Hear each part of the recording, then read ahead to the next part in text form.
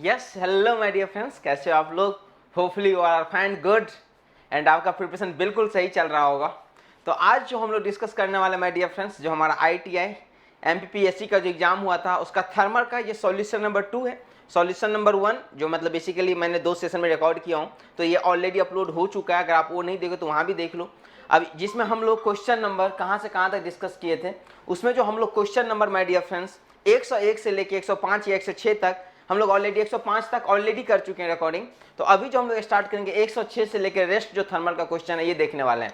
और इसके साथ आपको ये भी आइडिया लगेगा जो रिसेंटली जो आपका एग्जाम आने वाला है, जो ITI हो या इससे रिलेटेड कोई भी एग्जाम हो, इसमें जो जनरल इंजीनियरिंग में जो थर्मल का जो सेक्शन है, बेसिकली मैकेनिकल में जो थर्मल का जो सेक्शन है जनरल इंजीनियरिंग के अंतर्गत, उसमें कैसा क्वेश्चन आता है ये आपको रफली आइडिया लगेगा। हालांकि मैं अगर बता दूं तो क्वेश्चन अच्छा ही पूछा जा रहा है, मतलब आपको अच्छा से ही पढ़ना पड़ेगा। अगर आप ऊपर ऊपर पढ़ रहे हो तो थोड़ा बहुत आप कुछ क्वेश्चन में ट्रैप हो जाओगे, नहीं अगर आपने बहुत अच्छा से डिटेल में स्टडी कर रहे हो तो होपफुली जितना लगभग 10 से 12 क्वेश्चन आपको थर्मल सेक्शन से देखने को मिलता है। जैसे कि यहाँ पे देखो 10 क्वेश्चन था तो लगभग 10-12 नंबर 10-12 क्वेश्चन आपको देखने को मिलेगा। और अगर आप अच्छा से पढ़ रहे हो, चीजें को कॉन्सेप्ट बनाते कि आपको कोई दिक्कत आने वाली है। Is it clear?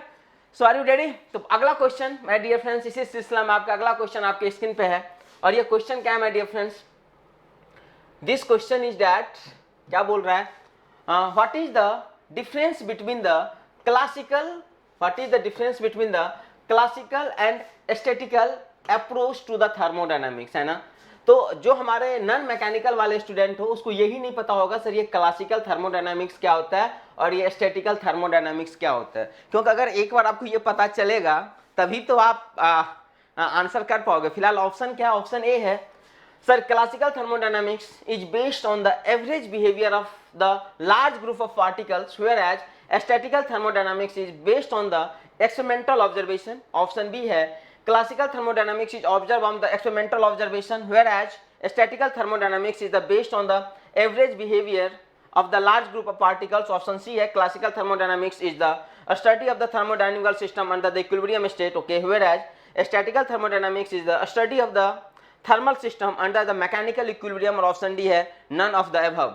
मैं अपने स्टूडेंट को बता दूं जो अभी मेरा क्लास किया है, मैं ये पूरा डिटेल में बता चुका हूं और मैं बोलूंगा आप फटाक से आंसर बता दो before giving to the solution. और जो मेरे दोस्त अभी नहीं पढ़े हो उसके लिए मैं बता दूं, देखो माय डियर फ्रेंड्स, हमने बेसिकली थर्मोडायनामिक्स पढ़ने का जो अप्रोच होता है, मैं हमेशा बोलता हूँ बेसिकली देयर आर 2 अप्रोच, है ना।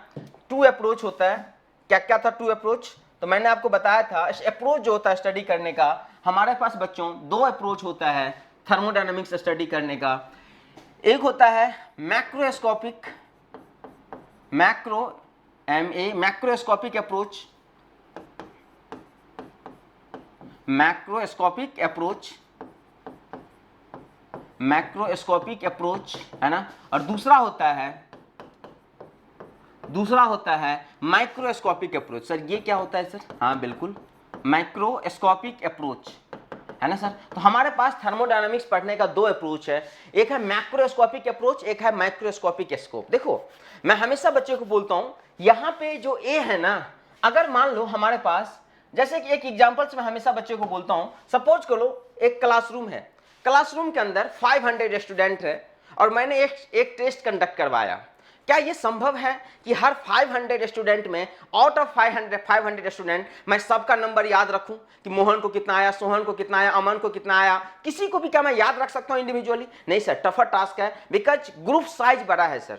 तो जब कभी भी हमारे पास साइज बड़ा होता है, पार्टिकल्स ज्यादा होता है सर, तो उस केस में इंडिविजुअली स्टडी करना हमारे लिए मुश्किल है या टफर टास्क है। तो जब कभी भी हमारे पास साइज बहुत बड़ा होता है सर, तो उस केस में हम लोग एवरेज बिहेवियर स्टडी करते हैं। जैसे हम क्लास में अगर टेस्ट ही कंडक्ट करवाया तो मैं बोलूंगा 500 स्टूडेंट का एवरेज मार्क्स ये है। इससे मुझे रफली आइडिया लग जाएगा बच्चे में कितना इंप्रूवमेंट की जरूरी है या कितना अच्छा पढ़ाई कर रहा है। एम आई राइट? Yes sir. इसी तरीका से यहाँ पे देखो ए मतलब ही है, हमेशा बोलता हूँ ए मतलब होता है एवरेज एनालिसिस। ए का क्या मतलब होता है? एवरेज। याद रखना, मैं तरीका बताता हूँ, MA मैक्रोस्कोपिक, जिसमें हम लोग एवरेज एनालिसिस करते हैं। और जानते हो इसी मैक्रोस्कोपिक एनालिसिस को बाबू हम लोग बोलते हैं क्लासिकल थर्मोडायनामिक्स। क्या बोलते हैं? क्लासिकल। तो क्लासिकल थर्मोडायनामिक्स में क्या होता है? हम लोग हमेशा वहां स्टडी करते हैं सर जहां पे बहुत ज्यादा पार्टिकल्स होगा। जैसे हम लोग ग्राउंड पे पढ़ रहे हैं तो ग्राउंड पे जो एयर की मैं बात करूं बहुत ज्यादा डेंसिटी है सर, तो पार्टिकल्स बहुत ज्यादा है। तो यहाँ पे अगर हम जो स्टडी करेंगे तो एवरेज लेके करेंगे। तो हमेशा याद रखना क्लासिकल थर्मोडायनामिक्स में जो हम अपने स्टडी लेते हैं, प्रॉपर्टी लेते हैं, वो एवरेज पार्टिकल्स का लेते हैं sir, and that is known as what macroscopic approach. अब सर यहाँ पे देखो माइक्रो में आई है, आई का मतलब होता है बाबू इंडिविजुअल। कितना है? इंडिविजुअल। सर ये इंडिविजुअल का क्या मतलब है सर? अब मान लो हम पढ़ा रहे हैं, अब मेरे क्लास में बस 4 स्टूडेंट बैठा हुआ है, 3 स्टूडेंट है, 5 स्टूडेंट है, मतलब साइज बहुत छोटा है सर। तो मुझे एक छोटा सा बात बताओ मेरे दोस्तों, अगर मैंने एक टेस्ट कंडक्ट करवाया तो क्या मैं हर बच्चे का नंबर याद रख सकता हूं कि नहीं रख सकता हूं? क्योंकि सैंपल साइज बहुत छोटा है सर, पार्टिकल्स बहुत कम है सर। तो अगर हमको इंडिविजुअल स्टडी करना होता है सर तो हम लोग स्टडी करते हैं माइक्रोस्कोपिक अप्रोच, और इसी को हम लोग बोलते हैं बाबू स्टैटिकल अप्रोच। क्या बोलते हैं? स्टैटिकल अप्रोच इसी को बोलते हैं। ये हम तब करते हैं, ये तब हम एक्सपेरिमेंट करते हैं जब नंबर ऑफ पार्टिकल्स कम होता है। मैं क्लास में हमेशा बताता हूं, मान लो जैसे हम बहुत हाई एल्टीट्यूड पे चले जाएंगे माय डियर फ्रेंड्स, वहां पर अगर हम एयर की बात करेंगे तो डेंसिटी बहुत कम है ना, डेंसिटी बहुत कम होगा, तो वहां पे हम हर एक के बारे में स्टडी करेंगे, और वहां पे हम हर एक के बारे में स्टडी करने के लिए हमें एक्सपेरिमेंट करना पड़ेगा। तो ये बेस्ड होता है, इसी को हम बोलते हैं एक्सपेरिमेंटल बेस्ड स्टडी होता है। ये हम तब प्रेफर करते हैं जब नंबर ऑफ साइज या सैंपल, या बोल सकते हो जब पार्टिकल्स बहुत कम होता है, तब हम लोग इंडिविजुअल यानी कि माइक्रोस्कोपिक बोलते हैं। और माइक्रोस्कोपिक को भी हम लोग क्या बोलते हैं my dear friends? Statical thermodynamics बोलते हैं। तो क्लासिकल में हम क्या करते हैं? एवरेज बिहेवियर स्टडी करते हैं सर, क्योंकि क्लासिकल थर्मोडायनामिक्स में हम बहुत ज्यादा पार्टिकल्स होता है सर, तो हमको एवरेज एनालिसिस करना होता है। लेकिन जब मैं मैक्रो बोलता हूं, जिसको मैं स्टैटिकल थर्मोडायनामिक्स ही बोलता हूं सर, उसमें हम इंडिविजुअल पार्टिकल्स लेते हैं, एक्सपेरिमेंट करते हैं, हर पार्टिकल्स के बारे में स्टडी करते हैं, फिर जाके हम कुछ फाइनल कंक्लूड कर पाते हैं सर। तो यस सर, तो आपको चीजें समझ में आ चुका होगा मैक्रोस्कोपिक और मैक्रोस्कोपिक क्या होता है। तो चलो हम आ जाते हैं ऑप्शन पे माय डियर फ्रेंड्स। क्या हो जाएगा ऑप्शन? Tell me fast. अब हम ऑप्शन पे आते हैं सर। ऑप्शन बता रहा है classical thermodynamics is based on the average behaviour of the large group. सही बात है sir. And whereas statistical thermodynamics is based on the experimental observation. ठीक है, जब नंबर ऑफ पार्टिकल्स बहुत कम होता है उस केस पे हम एक्सपेरिमेंट करके चेक करते हैं। तो हमारा आंसर क्या हो जाएगा माय डियर फ्रेंड्स?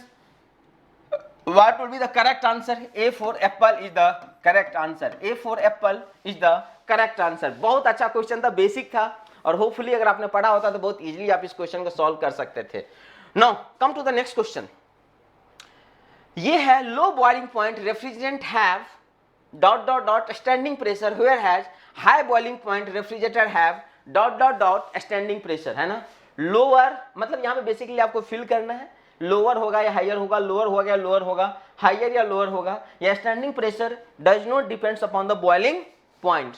तो यहाँ पे माय डियर फ्रेंड्स क्या हो जाएगा आंसर? ये सीधा ये क्वेश्चन कहाँ से लिया गया? तो ये क्वेश्चन आपका आरएसी का है। आरएसी में एक चैप्टर होता है बच्चों जहाँ पे हम रेफ्रिजरेंट की बात करते हैं। तो जो रेफ्रिजरेंट का जो प्रॉपर्टी है ये क्वेश्चन वहां से लिया गया है।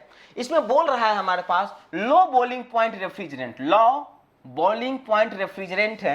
तो लो बॉइलिंग पॉइंट रेफ्रिजरेंट होगा माय डियर फ्रेंड्स, तो वहां पे ऑब्वियस सी बात है सर, नाम से ही लग रहा है प्रेशर हमको कम रखना पड़ेगा। तो उसमें कोई वैसा बड़ी हार्ड एंड फास्ट रूल नहीं है, ऑब्वियस सी बात है लो बॉइलिंग पॉइंट होगा, वहां पे इंस्ट्रूमेंट होगा जो लो प्रेशर के लिए डिजाइन किया जाएगा सर। और वो जहां की हम अगर बात करेंगे हाई बॉइलिंग पॉइंट का सर, तो ऑब्वियस सी बात है सर, नाम से ही लग रहा है यहाँ पे जो इक्विपमेंट यूज करेंगे वो हाई प्रेशर का ही होना चाहिए सर, जो इसको झेल सके, उसको विथस्टैंड कर सके। क्योंकि समझ रहे हो जहाँ प्रेशर होगा ऑब्वियस सी बात है फोर्स होगा, फोर्स के कारण स्ट्रेस का जनरेशन होगा, और जब स्ट्रेस होगा तो हर एक बॉडी का अपना एक लिमिट होता है, इतना स्ट्रेस तक ये विथस्टैंड कर सकता है, उसके बाद उसमें फेल्योर आ सकती है ना। तो चूंकि फेल्योर ना आए तो आप बोल सकते हो सर यहाँ पे लोअर के लिए हम लोअर करेंगे और हायर के लिए हम लोग क्या यूज करेंगे? हायर करेंगे। तो इसका भी आंसर है my dear friends A for apple is the right answer. Okay. Now come to the another question. Easy question था, कर सकते थे, कोई दिक्कत नहीं था। ये क्वेश्चन जानते हो, that question is really you can say one of the toughest question of the thermal part. अगर मैं बोलूँ कोई प्योर मैकेनिकल का भी होगा then they will also get confused in the questions, है ना। बहुत जगह तो मैं देखा हूँ आंसर भी गलत बताया गया है बहुत जगह इस क्वेश्चन के बारे में। तो थोड़ा सा इस चीज को समझने का कोशिश करते हैं, ये क्वेश्चन है क्या। ये बोल रहा है ए रिवर्स कर्नाट साइकिल, क्या बोल रहा है बाबू? क्वेश्चन बोल रहा है ए रिवर्स कर्नाट साइकिल। कौन साइकिल है बाबू? रिवर्स कर्नाट साइकिल है, रिवर्स है। ओके। एयर कंडीशनिंग कैसे काम कर रहा है? Air conditioning of 1.5 TR capacity, है ना। टीआर का मतलब होता है, याद रखना, टन ऑफ रेफ्रिजरेशन, है ना। जैसे आप लोग एसी खरीदने जाते हो ना, तो बोलते हो ना 1 टन का दो, 2 टन का दो, 1.5 जो भी है 1.5 टन का दो, जो भी आप बोलते हो। तो ये एक्चुअली ना रेफ्रिजरेशन को मेजर करने का एक हमारा किसी चीज का यूनिट होता है ना। जैसे तुम बोलते हो ना सर 5 केजी आम दो, है ना, तो 5 केजी, केजी क्या है, मास का यूनिट है ना सर। उसी तरीके से जो हम रेफ्रिजरेशन इफेक्ट की बात करते हैं सर, उसका यूनिट टीआर होता है, टन ऑफ रेफ्रिजरेशन, ठीक है। ओके सर, ठीक है। तो ये 1.5 टीआर का मतलब टन का हमारे पास एक एसी था। Okay, operate with cooling coil of 4 degree Celsius, okay, and surrounding air at 40 degree Celsius, ठीक है, is used to cooling medium raising a temperature of 50 degree Celsius, okay. The temperature of heat rejection is 54 degree Celsius, okay. Determine the COP and the power consumption of the air conditioner. अब देखो फिर से वही बात, जो मेरे दोस्त non mechanical background का है तो पहले तो इसको यही नहीं समझ में आ रहा होगा, sir what is this COP, sir what is the meaning of this COP. चलो पावर का नाम तो सुना हो सर, पावर कंजम्पशन होता हो तो चलो खैर समझ में आता है सर, बट पहले मुझे बता दो ये सीओपी क्या होता है सर। सीओपी का मतलब होता है my dear friends coefficient of performance. COP का क्या मतलब होता है, coefficient of performance. Sir COP का मतलब क्या होता है सर, ठीक है आपने तुम्हें फुल फॉर्म बताया, सीओपी का मतलब है coefficient of performance, but sir उसका मतलब क्या होता है, थोड़ा ये बताओ, what do you mean by COP. COP कैसे निकालेंगे, सीओपी बढ़ रहा है तो क्या मतलब होगा, सीओपी घट रहा है तो क्या मतलब होगा, ये सारी बात हमें थोड़ा समझना है। तो पहले हम चीजें समझते हैं जो टर्म यहाँ पे यूज हो रहा है, फिर हम इस क्वेश्चन के सॉल्यूशन पे आएंगे। देखो माय डियर फ्रेंड्स, सीओपी जो होता है ना, सीओपी जो डिफाइन किया गया है, ये रेफ्रिजरेटर हो या एसी हो कुछ भी, ये होता है डिजायर्ड इफेक्ट। क्या होता है sir, desired effect upon energy input, या मोर प्रिसाइजली हम वर्क इनपुट बोलते हैं, बट ज्यादा प्रिसाइजली एनर्जी इनपुट, बट फिलहाल चलो हम ले लेते हैं वर्क इनपुट। सर कुछ भी नहीं आ रहा समझ में, ये है क्या, बिल्कुल समझाता हूं, बिल्कुल आपको समझाता हूं। यहां पे एक छोटी सी बात मुझे समझाओ आप, मान लो तुम्हारे पास एक हमारा रेफ्रिजरेटर लगा हुआ है, जो मैं कहीं कहां बना लूं, सपोज हम यहीं बना लेते हैं, हमारे पास ये है TH, ठीक है, यहां पे हमारा ये एक रेफ्रिजरेटर है, आप एसी भी 2 मिनट के लिए मान सकते हो, और ये आपका TL है। TL मतलब ये आपका रूम का टेम्परेचर है बाबू, है ना, या जो कूलिंग कॉइल होगा उसका टेम्परेचर है TH। अब समझो आपको रेफ्रिजरेटर का क्या काम होता है, या एसी है उसका क्या काम है। एसी का काम क्या बताओ, एसी का काम होता है आपका जो रूम है, मतलब आपका जो सिस्टम है, उसका टेम्परेचर कम रखना।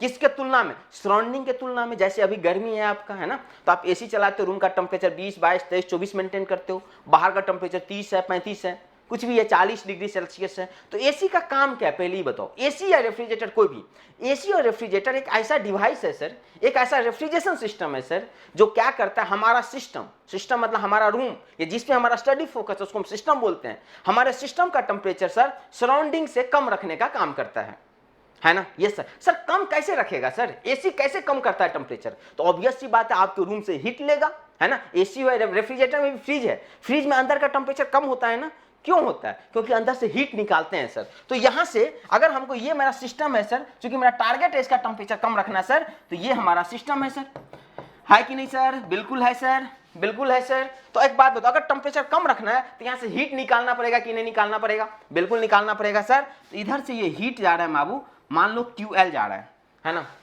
और लास्ट क्लास में मैंने आपको एक बात बताया था कि हीट का फ्लो हाई टू लो अपने आप होगा, लेकिन क्या लो टू हाई अपने आप हो सकता है, हाई टू लो स्पॉन्टेनियस होगा। चाय को तुम रूम में रख दो, गरम चाय ठंडा हो जाएगा, लेकिन कभी ऐसा होता है क्या, ठंडा चाय को गरम रूम में रख दो तो रूम से हीट लेकर बॉयल होने लगे, नहीं सर, ऐसा नहीं होता है सर। लेकिन गरम चाय को रखते तो ठंडा हो जाता है, क्योंकि हीट का फ्लो हाई टू लो हो रहा है। ऐसा नहीं होगा सर मैं चाय को रख दिया तो अपने आप बॉयल होने लगे, नहीं होगा सर ऐसा, है ना। तो अगर हम बोलेंगे हमको अलग से वर्क देना पड़ेगा, तो यहां से हमको क्या करना पड़ेगा, रेफ्रिजरेटर को अलग से वर्क देना पड़ रहा है, और यहां से कितना जा रहा है QH। तो सर यहां पे डिजायर्ड, अब देखो यहां बताओ सीओपी क्या होता है सर, ये बताओ। तो सीओपी होता है डिजायर्ड इफेक्ट। डिजायर्ड मतलब आप क्या चाहते हो, हम चाहते हैं QL सर, इतना हमारे रूम से निकलेगा तो हमारा टेम्परेचर कम रहेगा सर। तो डिजायर्ड इफेक्ट क्या है सर, सीओपी। अगर मैं रेफ्रिजरेटर की बात करूं तो डिजायर्ड इफेक्ट क्या है सर, QL है सर, QL है सर, जो हमारे सिस्टम से निकल रहा है सर, ये हम चाह रहे हैं सर, ये हमारा डिजायर्ड इफेक्ट है सर, जो हम चाहते हैं। इसके लिए क्या अपने आप हुआ या आपको अलग से पावर देना पड़ा। आपके घर में भी एसी है, रेफ्रिजरेटर है, आप यहाँ पे इलेक्ट्रिकल वर्क देते हो कि नहीं देते हो, बिल्कुल देते हैं सर। तो यहां पर भी हमें क्या देंगे सर, वर्क देंगे। हमारे पास यही कहलाएगा सीओपी, और यही है डिजायर्ड इफेक्ट, रूम का टेम्परेचर मेंटेन रखने के लिए जो जितना आप चाह रहे हो, कितना हमको यहां से हीट निकालना पड़ेगा, that is basically known as desired effect. अब देखो यहां पे अगर आप एनर्जी बैलेंस करोगे, एनर्जी बैलेंस आपको बताता हूं मैं हमेशा, एनर्जी बैलेंस करो। आप एनर्जी बैलेंस करोगे तो आप बोलोगे दुनिया में सर एनर्जी को ना तो हम बना सकते हैं, ना ही एनर्जी को हम बर्बाद कर सकते हैं। एनर्जी को हम क्या कर सकते हैं सर, एक फॉर्म से दूसरे फॉर्म में हम बदल सकते हैं। आप एनर्जी को बर्बाद नहीं कर सकते हो, बना भी नहीं सकते हो, दैट डिफरेंट थिंग्स आप बोलते हो, लेकिन एनर्जी को हम एक फॉर्म से दूसरे फॉर्म में बदल सकते हैं sir. That is called law of conservation of energy. Okay sir, now tell me, अगर हम एनर्जी बैलेंस रेफ्रिजरेटर के लिए बात करूं तो रेफ्रिजरेटर के पास क्या आ रहा है सर, QL आ रहा है सर। हाँ सर। सर रेफ्रिजरेटर के पास और क्या आ रहा है सर, W आ रहा है सर। हाँ सर। और रेफ्रिजरेटर से निकल क्या रहा है सर, QH निकल रहा है सर। क्या निकल रहा है सर, QH निकल रहा है सर। ओके, तो ये हो गया हमारा एनर्जी बैलेंस। यहां से अगर आपको बुरा न लगे तो मैं W को क्या लिख सकता हूं बाबू, क्या मैं W के जगह QH माइनस QL नहीं लिख सकता क्या सर? बिल्कुल लिख सकते हो सर, बिल्कुल लिख सकते हो सर, कोई दिक्कत नहीं है सर, एनर्जी बैलेंस करोगे तो यहां से अगर मैं बोलूंगा बाबू रेफ्रिजरेटर के केस में या जो यहाँ पे AC है जो भी बोल लो, तो ये हो जाएगा सर हमारा QL, और बच्चा में W को हम लोग क्या लिख सकते हैं सर, W को हम QH माइनस QL लिख सकते हैं सर, QH माइनस QL लिख सकते हैं सर। ओके सर, मैं आपको लास्ट सेशन में एक बात बताया था, ये चाहे आपका प्रोसेस रिवर्सिबल हो या इरिवर्सिबल हो आप ये लगा सकते हो, लेकिन अगर रिवर्सिबल होता है तो COP का अगर रिवर्सिबल होगा तो COP के लिए हम लोग जो यूज करते हैं माय डियर फ्रेंड्स, Q को मैं T लिखता हूं, याद रखना, ये मैं पढ़ाऊंगा आपको थर्मो, जब मैं आपको आगे क्लास जो भी चल रहा है जिसमें मैं आपका ये कर्नाट साइकिल बताऊंगा तो वहां पे मैं बताऊंगा, चूंकि कर्नाट रिवर्सिबल होता है तो हम सीधा लिख सकते हैं COP को TL upon TH minus TL। Okay sir, got it sir, this is COP in case of refrigerator. मैं सही से लिख देता हूं, कब जब रिवर्सिबल होगा, ये इक्वेशन कब लगा सकते हो, रिवर्सिबल इरिवर्सिबल कुछ भी हो कोई फर्क नहीं पड़ता है, लेकिन अगर रिवर्सिबल होगा तो better to use this COP equal to, यहां पे QL है तो इसको तुम T लिख दो तो लिख देंगे TL अपॉन QH है तो हम लिख देंगे TH minus TL। Okay sir, तो दैट इज COP। सर एक बात बताओ, एक बात आपने अभी नहीं बताया, COP का मतलब क्या है सर? COP जब बढ़ रहा है तो उसका क्या मतलब है सर? सर COP घट रहा है उसका क्या मतलब है सर? थोड़ा ये भी बता दो, COP की बात कर रहे हो तो ठीक है। देखो बाबू, COP इक्वल टू क्या था sir? Sir COP equal to Q upon W था सर। मान लो 2 मिनट के लिए आपको COP नहीं लग रहा है, वर्क इनवर्स रिलेशन है, अगर वर्क बढ़ेगा तो COP कम होगा। हाँ सर बिल्कुल लग रहा है, और अगर वर्क कम होगा तो COP बढ़ेगा। हाँ सर बिल्कुल सही बात है। अब बताओ, जो तुम्हारे घर में AC लगा हुआ है मेरे दोस्त, आपके घर में फ्रिज लगा हुआ है, आपके घर में ये जो डिवाइस लगा हुआ है, इसको आप वर्क देते हो कि नहीं देते हो? हाँ सर देते हैं सर। कौन सा वर्क देते हो सर? इलेक्ट्रिसिटी देते हैं ना सर, हम इलेक्ट्रिसिटी वहां पे सप्लाई करते हैं सर। तो ये जो वर्क है, चाहे आप AC की बात करो या फ्रिज की बात करो, जिसको आप रेफ्रिजरेटर बोलते हो, इसके लिए हम कौन सा वर्क सप्लाई करते हैं सर? इलेक्ट्रिकल वर्क सप्लाई करते हैं। Okay sir, got it sir. तो सर COP बताना क्या चाहता है सर? एक चीज देखो, अगर इलेक्ट्रिकल वर्क कम होगा तो COP ज्यादा होगा सर, और सर अगर इलेक्ट्रिकल वर्क ज्यादा देना पड़ेगा तो COP कम होगा सर। और सर एक बात जानते हो, इलेक्ट्रिकल वर्क किससे रिलेटेड होता है सर? कॉस्ट से। अगर आपका इलेक्ट्रिसिटी वर्क ज्यादा दोगे, मतलब इलेक्ट्रिकल एनर्जी ज्यादा दोगे, तो कहीं ना कहीं आपका इलेक्ट्रिसिटी बिल ज्यादा आएगा, मतलब वर्क ज्यादा दोगे तो इलेक्ट्रिसिटी बिल क्या आएगा? ज्यादा आएगा। तो COP बताता क्या है sir? Sir COP indicates the running cost. COP हमेशा रनिंग कॉस्ट के बारे में बताता है सर। अगर COP कम है इसका मतलब W ज्यादा है, मतलब इलेक्ट्रिसिटी का कंजम्पशन ज्यादा है सर। इलेक्ट्रिसिटी का कंजम्पशन ज्यादा है मतलब हमारा इलेक्ट्रिसिटी बिल ज्यादा आने वाला है सर। और सर अगर हमारा COP ज्यादा है for a given QL, for a given QL के लिए मैं बात कर रहा हूं, QL हम 2 मिनट कांस्टेंट मान रहे हैं, फॉर ए गिवन QL के रिस्पेक्ट में बात करूं तो अगर हमारा COP ज्यादा होगा सर तो हमारा वर्क कम होगा सर, और अगर हमारा वर्क कम होगा सर मतलब इलेक्ट्रिसिटी बिल कम आने वाली है सर। तो COP बता क्या रहा है बाबू? तो sir COP talks about the running cost sir. Sir COP ज्यादा होगा तो रनिंग कॉस्ट कम होगा सर, COP कम होगा तो रनिंग कॉस्ट ज्यादा होगा सर। और बीइंग एन इंजीनियर आप क्या चाहोगे, COP कम होना चाहिए कि ज्यादा होना चाहिए? बिल्कुल बात सही है सर, हम चाहेंगे कि COP हमारा ज्यादा हो ताकि हमारा रनिंग कॉस्ट कम आए। अब इसके बाद की बात हम और बाद में करेंगे, फिलहाल हम इतना तक रेस्ट्रिक्ट होता है। आपको ये भी समझ में आ गया कि COP होता क्या है, आपको COP का फॉर्मूला भी आ गया। अब हमको क्या करना है, एक चीज और याद रखना मेरे दोस्त, जो नॉन मैकेनिकल हो, यहां पे टेम्परेचर ये हमेशा बाबू केल्विन में होगा। ये टेम्परेचर हमेशा किस में होगा? केल्विन में। कभी भी जैसे इस क्वेश्चन में तुम देखो सारा टेम्परेचर डिग्री सेल्सियस में गिवन है, ये भी है और कहां है, सब डिग्री सेल्सियस में गिवन है। तो यहां पे जो टी है ना हमेशा केल्विन में रखना। केल्विन में कैसा होता है मालूम है ना, +273 करते हो। तो आज अब इस क्वेश्चन के हम सॉल्यूशन पे चलते हैं सर। तो हमारे पास इस क्वेश्चन में ये जो टीएल दे रखा है सर, ये हमारा 4 डिग्री सेल्सियस दे रखा है सर, और हमारा ये टीएच जो दे रखा है sir, this is given how much 54, जो निकल रहा है कितना पे सर 54 दे रखा है सर। तो सर अब बताओ सीओपी क्या, और सर एक चीज जानते हो यहाँ पे लिखा है रिवर्स कर्नाट। सर रिवर्सिबल तो बोला नहीं बाबू, कर्नाट कभी भी बोल देना क्वेश्चन में, रिवर्स कर्नाट बोल दे, कर्नाट बोल दे, है ना, क्योंकि ये रेफ्रिजरेटर तो ऑब्वियस बात रिवर्स कर्नाट ही होगा, लेकिन कभी भी क्वेश्चन में कर्नाट नाम का जिक्र हो जाए तो ये इस बात की गारंटी लेके आ जाता है कि मैं रिवर्सिबल हूं, कहने की जरूरी नहीं है। कभी भी कर्नाट आप देखना, चाहे रिवर्सिबल आप बोलोगे ना सर ये इक्वेशन तो आप तब लगाते हो ना जब प्रोसेस रिवर्सिबल होता है, क्वेश्चन तो लिखा ही नहीं रिवर्सिबल सर, फिर आप ये क्यों लगा रहे हो। बिल्कुल सही क्वेश्चन है आपका, चूंकि कर्नाट लिखा हुआ है, कर्नाट का ये गारंटी है, ये मतलब है, ये गारंटी लेती है कि हमारा प्रोसेस रिवर्सिबल है। ओके सर, तो यहां पे चूंकि कर्नाट लिखा हुआ था इसलिए मैं ये इक्वेशन यूज कर रहा हूं, CO = TL/TH - TL। सर जी एक बात बताओ, तो क्या मैं COP यहां पे निकाल सकता हूं सर? बिल्कुल निकाल सकते हो सर। कितना दे रखा है TL सर 4 डिग्री। अब ऐसे सीधा हम 4 नहीं छोड़ देंगे, नहीं 4 नहीं, +273 करेंगे। क्यों सर? क्योंकि केल्विन में करना है। ओके, नीचा में डिफरेंस है 54 - 4, इसको जब आप सॉल्व करोगे I think you will get the answer close to 5.54, close to how much 5.54। तो हमें आंसर क्या नजर आ रहा है सर? बी जो है 5.54 है, हमारा आंसर बी ही होगा। लेकिन सर एक बात जानते हो, तो आपने COP तो बता दिया 5.54 के अप्रोक्स आएगा, you can put the value, will get the answer, approximate आ जाएगा। ओके नाउ सर यहाँ पे पावर कंजम्पशन बोल रहा है, तो ये जो वर्क है, अगर वर्क को मैं पर सेकेंड बोल दूं तो हमारा ये क्या कहला जाएगा? Work doing rate of doing work क्या कहलाता है? पावर। तो अगर मैं पर सेकेंड में देख लूं तो ये हमारा पावर हो जाएगा सर। तो COP इक्वल टू, मैं और क्या होता है सर यहाँ पे, हम यहाँ पे आपको लिख देते हैं COP इक्वल टू क्या होगा बोलो, तो आप बोलोगे सर COP इक्वल टू होता है डिजायर्ड इफेक्ट है ना, अपॉन पावर या वर्क इनपुट, जो भी बोल लो। पावर अगर पर सेकेंड में है तो पावर भी हम बोल सकते हैं। तो मान लो चूंकि यहाँ पावर पूछ रहा वाट में है तो हम यहाँ पावर बोल देते हैं सर। सर एक बात बताओ, यहाँ पे हमको COP पता चल चुका है कितना 5, आप चेक कर लेना, मैंने देखा तो इसी के अप्रॉक्स आएगा 5.54 आ गया सर। हमसे यहाँ पे पावर पूछा जा रहा है सर, लेकिन सर क्या हमको Q पता है सर? क्या हमको डिजायर्ड इफेक्ट पता है सर? हाँ सर, ये कितना टन का कैपेसिटी था सर? 1.5 टन, 1.5 टन का। तो यहाँ पे रेफ्रिजरेशन इफेक्ट कितना हो जाएगा? यहाँ पे रेफ्रिजरेशन इफेक्ट कितना हो जाएगा sir? What will be refrigeration effect? तो रेफ्रिजरेशन इफेक्ट वही, या जिसको हम डिजायर्ड इफेक्ट भी बोलते हैं, रेफ्रिजरेशन इफेक्ट बोलो या डिजायर्ड इफेक्ट बोलो, दोनों बात एक ही है। तो हमारा रेफ्रिजरेशन इफेक्ट कितना आ जाएगा सर? 1.5। अच्छा याद रखना 1 टन इक्वल टू होता है माय डियर फ्रेंड्स 3.5 किलोवाट। कितना होता है? मैं यहां लिख देता हूं 1 टन इक्वल टू कितना होता है माय डियर फ्रेंड्स? What is the meaning of 1 ton sir? 1 TR equal to होता है, और थोड़ा बहुत 3.5 मान के चलो, तुम ज्यादा नहीं कॉम्प्लिकेटेड करना है, 3.5 किलोवाट होता है सर।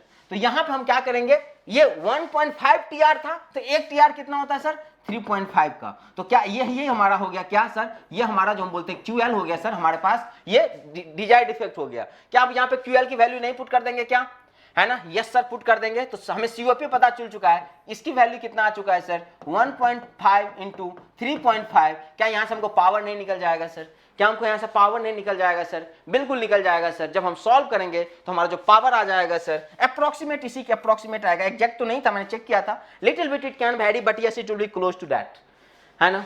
तो यस, इस क्वेश्चन करने के लिए आपको पूरी अच्छा नॉलेज होना चाहिए था रिवर्स कर्नाट और रेफ्रिजरेटर सबका, then you can be able to solve that question. तो समटाइम्स मैं बोला कुछ क्वेश्चन आता है पूरी डेप्थ नॉलेज चाहिए आपको, then only you could be able to solve the questions. Okay, तो यस सर, इसका आंसर हो जाएगा V for Bombay. Okay good sir, come to the next question sir.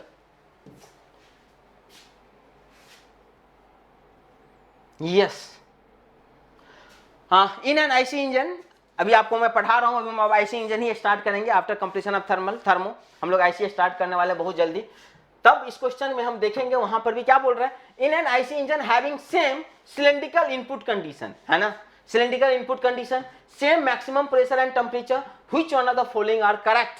तो इसका आंसर हो जाएगा माय डियर फ्रेंड्स, हमेशा याद रखना C4 चेन्नई हो जाएगा इस कंडीशन में। अच्छा एक चीज और याद रखना, मैं हमेशा क्लास में बोलता हूँ, डुअल जो होता है ना, हमेशा ऑटो और डीजल के बीच में होता है डुअल, है ना। तो अगर कभी मान लो ऐसा कंफ्यूजन हो जाए, तो डुअल जहां जहां देखो बाद में कहां कहां है, तो ऑप्शन बी तो वैसे भी नहीं होता सर, क्योंकि डुअल बाद में, डुअल हमेशा बीच में आएगा। ऑप्शन डी भी नहीं होता सर, अगर थोड़ा भी तुम रफली आइडिया जानते हो तो। हालांकि इसका प्रॉपर आधा 1 घंटा से कम समझाऊंगा तो आपके समझ में नहीं आएगा ये आंसर कैसे सही हुआ। ठीक है, तो इन कभी और मिलेंगे तो बात करेंगे इस बेटर में, क्योंकि लगभग 45 मिनट चाहिए इसको डिस्कस करने के लिए, एटलीस्ट फॉर दैट। तो देखेंगे, इसको बात करेंगे, लेकिन मैं एक रफली आइडिया दे देता हूं। डुअल कभी भी बाद में नहीं हो सकता, बीच में होगा, तो ये नहीं होगा। और इस कंडीशन जो गिवन कंडीशन है यहाँ पे डीजल का हमारा एफिशिएंसी क्या होता है, मैक्सिमम होता है। ओके माय डियर फ्रेंड्स, तो थैंक यू। ये था हमारा टोटल सेशन 1 और सेशन 2 मिला के जितना थर्मल का क्वेश्चन था वी हैव डिस्कस ऑल। लगभग 10 क्वेश्चन था, 10 का 10 ने हमें देखा। क्वेश्चन का जो लेवल बोलोगे तो आप इतना आसान भी नहीं बोल सकते हो, मॉडरेट क्वेश्चन ही बोलेंगे, मतलब आपको अच्छा से पढ़ना पड़ेगा। अगर आप ITI को एग्जाम क्रैक करना चाहते हो, अच्छा से मेहनत करना पड़ेगा। ऊपर से काम लिटिल बिट नहीं चलेगा, डिटेल में ही जानना जरूरी है, और हम लोग वो करवा रहे हैं। और जब हम और आगे की बात करेंगे, फिर और सेशन में आएंगे तो हम और आगे की बात करेंगे। ठीक है my dear friends, so thank you and yes, good luck, और होपफुली आपका प्रिपरेशन बिल्कुल सही चल रहा होगा हमारे साथ। Okay, thank you all.